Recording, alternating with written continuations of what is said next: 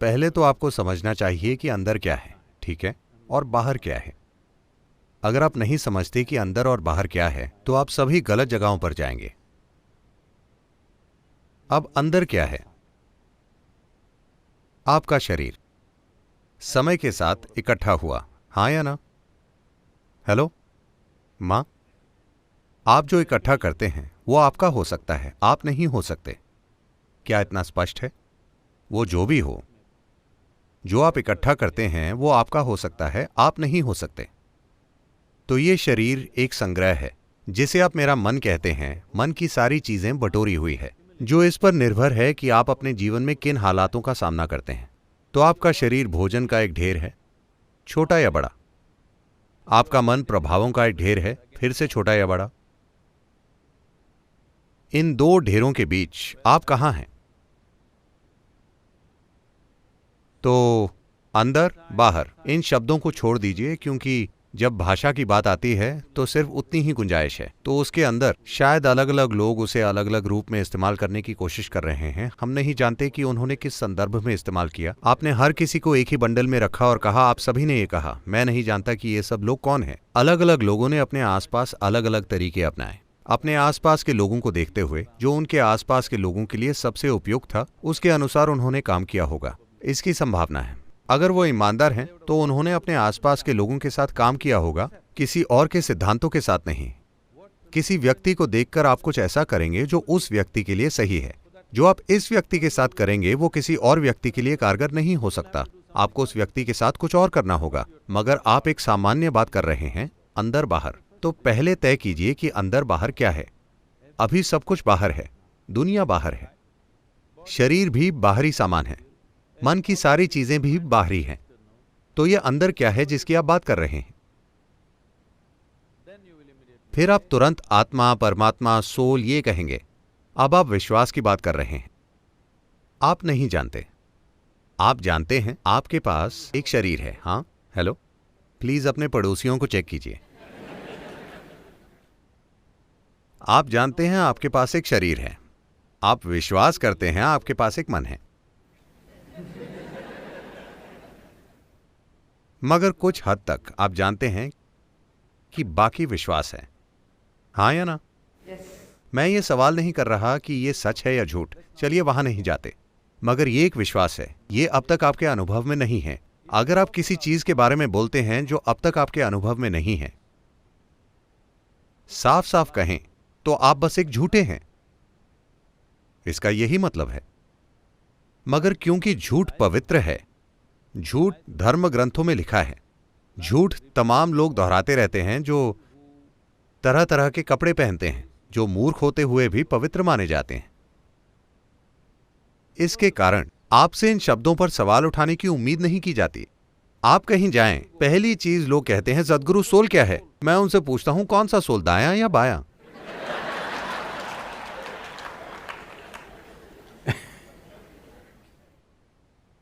तो चलिए ऐसी चीज की बात ना करें जो आपके अनुभव में नहीं है।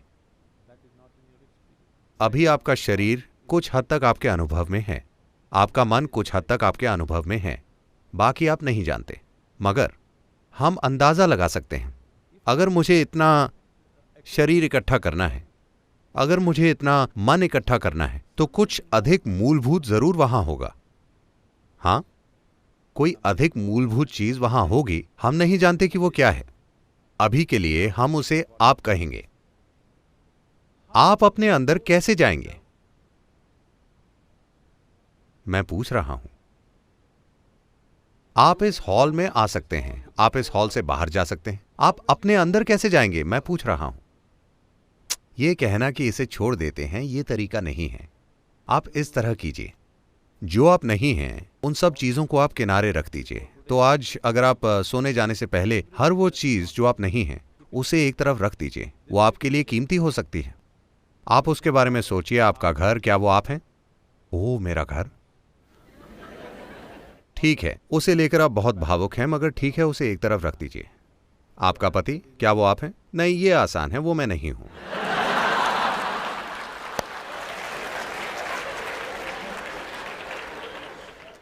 मेरे बच्चे, क्या वो मैं हूं?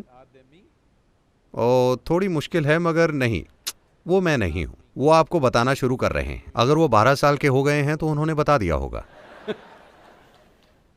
तो जो कपड़े आप पहनते हैं, क्या वो आप हैं? नहीं। जो शरीर आप पहनते हैं, क्या वो आप हैं? नहीं।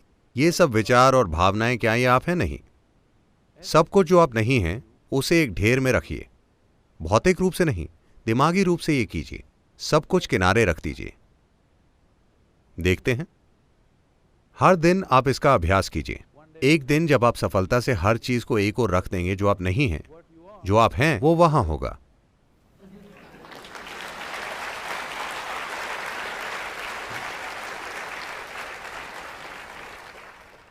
हमारे पास उन चीजों के बारे में बहुत विचार होते हैं जो हमने नहीं देखी। ये एक बड़ी समस्या है।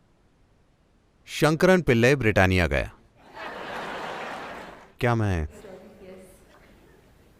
शंकरन पिल्लई ब्रिटानिया इंडस्ट्रीज गया नौकरी के लिए, नौकरी खोजने के लिए। तो उन्हें एक स्मार्ट दूरदर्शी सेल्स मैनेजर की तलाश थी। उन्होंने उससे एक सवाल पूछा, क्या अधिक दूर है, मुंबई या चांद? शंकरन पिल्लई ने सोचा, फिर बोला मुंबई।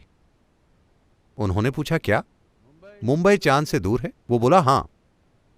कैसे? वेल, मैं चांद को देख सकता हूं, मुंबई को नहीं देख सकता। तो मैं ये कह रहा हूं, अगर आप अपने मौजूदा बोध से चलेंगे तो आप गलत निष्कर्षों पर पहुंचेंगे। तो निष्कर्ष निकालने की हड़बड़ी में ना रहें। Let's pay a little more attention. थोड़ा अधिक ध्यान दें। आप एक सार्थक जीवन है जिसे थोड़ा ध्यान चाहिए, है ना? दूसरे लोगों का ध्यान मत खींचिए। आपका अपना ध्यान। क्या इस जीवन को ध्यान की जरूरत नहीं है? इस पर ध्यान दीजिए, काफी ध्यान। सब कुछ स्पष्ट हो जाएगा। आपके बारे में सब कुछ आप मुझसे पूछ रहे हैं। अगर मैं आपको बताऊं आपके पास क्या होगा, आपके पास कुछ और शब्द होंगे, कुछ और शब्द आपके पास होंगे। वो आपको सच के करीब नहीं ले जाएंगे। एक और शब्द या 10 और शब्द आपको वास्तविकता के करीब नहीं ले जाएंगे। बस आपके पास किसी और को कहने के लिए ज्यादा शब्द होंगे। इस तरह की अफवाह दुनिया में फैल रही है। हर कोई जानता है ईश्वर कहाँ है, उनकी पत्नी कौन है, उनके कितने बच्चे हैं, उनका जन्मदिन कब है, उनका पता। हर भजन में लोग उनका पता बता रहे हैं, वो कहाँ हैं और उन्हें कैसे पाएं, मगर वो अपने बारे में एक भी चीज नहीं जानते। इस तरह की, क्या कहें, बहुत ज्ञानपूर्ण अज्ञानता खतरनाक है। आप जानते हैं, अगर आप नहीं जानते, ये कोई समस्या नहीं है। अगर मैं देखता हूं मैं नहीं जानता, तो जानने की संभावना हमेशा होती है ना? अगर मैं नहीं जानता और सोचता हूं कि मैं जानता हूं, तो मैंने सारी संभावनाएं नष्ट कर दी हैं।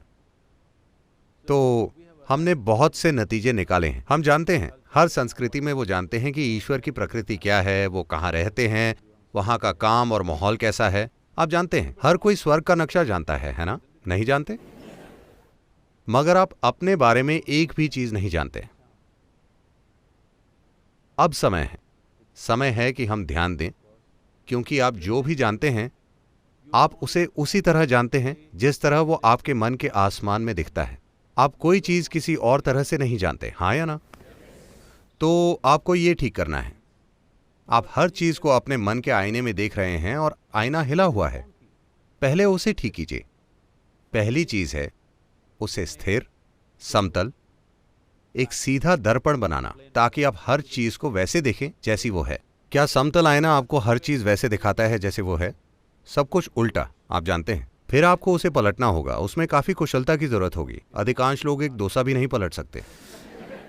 अब पूरी दुनिया, पूरा जीवन जो आपके मन में चल रहा है, उसको पलटने, उसे टुकड़े टुकड़े किए बिना पलटने के लिए और कुछ चाहिए। मगर पहली चीज है आईने को सीधा करना, ताकि वो आपको हर चीज वैसे दिखाए जैसी वो है, किसी और तरह से नहीं। अभी सब कुछ इस तरह दिखता है कि आप किसी चीज से कैसे जुड़े हैं। हर पहचान ने आपके मन के आईने को बिगाड़ दिया है और वो आपको चीजें बिल्कुल अलग तरह से दिखाता है। सबसे पहले उन चीजों के बारे में बात करना बंद कर दें जिन्हें आप नहीं जानते। कोई सोल, कोई आत्मा, परमात्मा नहीं, ईश्वर नहीं, दिव्य नहीं, स्वर्ग नहीं। ऐसी चीज की बात कीजिए जिसे आप जानते हैं, और फिर अगला कदम उठाने की इच्छा तीव्र होगी। वरना जब आप स्वर्ग का पूरा नक्शा जानते हैं तो किसी चीज पर ध्यान देने की जरूरत क्या है?